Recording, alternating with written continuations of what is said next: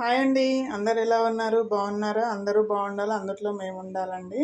ఈరోజు నేనైతే బెండకాయ చారు చేసి చూపిస్తాను. దానికోసం అయితే బెండకాయలు, ఒక చిన్న టమాటా, ఒక 5-6 గల పచ్చిమిర్చి, ఒక ఆనియన్, చిన్న ముక్క క్యారెట్ కట్ చేసి పక్కన పెట్టుకోండి.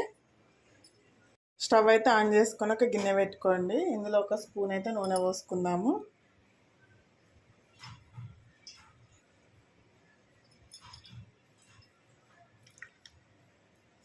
నూనె అయితే వేడైందండి. ఇప్పుడు కొద్దిగా ఆవాలు వేసుకుందాము, కొద్దిగా జీలకర్ర వేసుకుందాము, అలాగే 2 ఎల్లిపాయలు దంచేసుకోండి. కట్ చేసిన ఒక ఉల్లిపాయ ముక్కలు వేసుకోండి. కట్ చేసిన క్యారెట్ ముక్క వేసుకోండి. అలాగే ఒక 10 పచ్చిమిర్చి వేసుకోండి. ఇవైతే ఫ్రై అవుతున్నాయి కదా. ఇప్పుడు ఇందులో టమాటా ముక్కలు అండ్ బెండకాయ ముక్కలు వేసుకున్నాము. బెండకాయ ముక్కలు వేసుకున్నానండి. అలాగే కట్ చేసిన ఒక టమాటా వేసుకోండి. వీటిని అయితే మూత పెట్టకుండా ఒక 2 నిమిషాలు ఫ్రై చేయండి.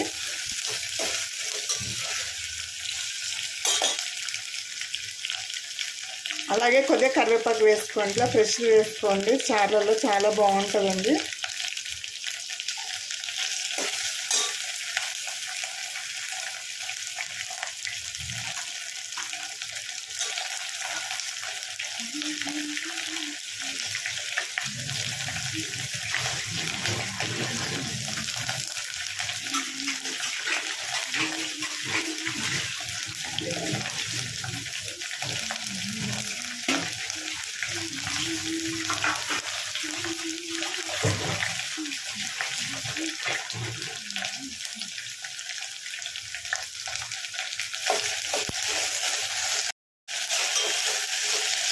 చూడండి, ఇలా బెండకాయ ముక్కలను అయితే ఫ్రై కానివ్వండి. 1/2 టీ స్పూన్ పసుపు వేసుకోండి.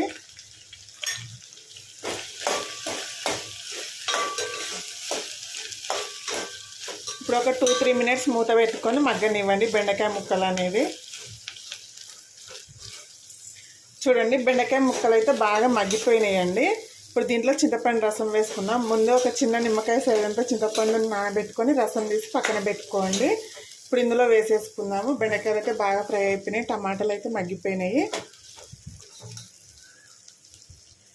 చింతపండు రసాన్ని వేసుకుందాం. ఇందులో మీ పులుపుని తగ్గట్టు వేసుకోండి. చూడండి, చింతపండు రసాన్ని అయితే వేసేసుకున్నాం కదా. కొద్దిగా వాటర్ వేసుకుందాం. దీంట్లో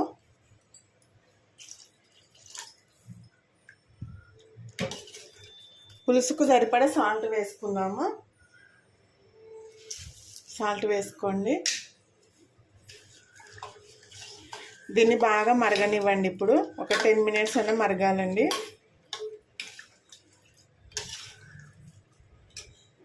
చూడండి, బెండకాయ పులుసు అనేది చిక్కగా ఉండడం కోసం అయితే ఒక టీ స్పూన్ శనగపిండి తీసుకోండి. ఒక టీ స్పూన్ సరిపోతుందండి. ఇందులో కొద్దిగా వాటర్ వేసుకొని కలిపి పక్కన పెట్టేసుకోండి. ఇదైతే ఉండలు లేకుండా బాగా కలుపుకోండి. దీన్ని అయితే చూడండి, ఇలా ఉండాలి శనగపిండి మిశ్రమం అయితే.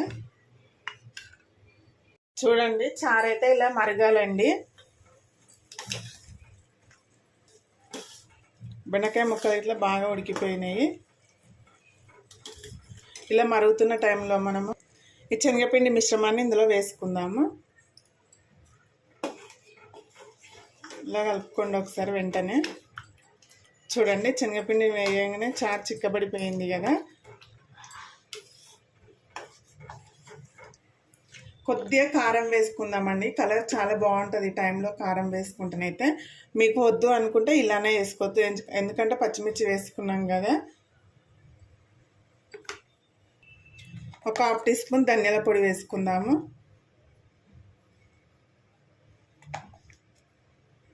ఒకసారి అయితే కలుపుకోండి దీన్ని. పిండి ఇప్పుడే వేసినాం కదా, మరొక 5 నిమిషాలు మరగనివ్వండి, సరిపోతుంది. మీకు సాల్ట్ సరిపోకపోయినా ఈ టైంలో వేసుకోవచ్చండి. ఒక్క ముద్ద కూడా వదలకుండా తింటారండి, అంత బాగుంటుంది.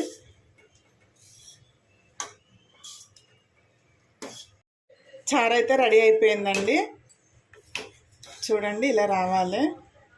బెండకాయ ముక్కలు ఇట్లా బాగా మగ్గిపోయినాయి. ఇప్పుడు ఒక చిన్న బెల్లం ముక్క వేసుకుందాము. వేసుకోకపోయినా పర్లేదండి, కానీ వేసుకుంటే టేస్ట్ ఇంకా చాలా బాగుంటుంది. కొద్దిగా కొత్తిమీర వేసుకుందాము. కొద్దిగా కొత్తిమీర వేసుకోండి.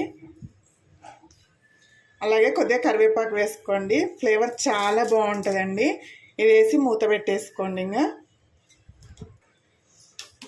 రెడీ అండి బెండకాయ చారు అయితే. ఓకే అండి, వీడియో కనుక నచ్చినట్టయితే ఒక లైక్ చేయండి, షేర్ చేయండి, అలాగే మన ఛానల్ని సబ్స్క్రైబ్ చేసుకొని సపోర్ట్ చేయండి ఫ్రెండ్స్. ఓకేనా, మరి మరో వీడియోతో మళ్ళీ కలుస్తాను. Okay friends, bye.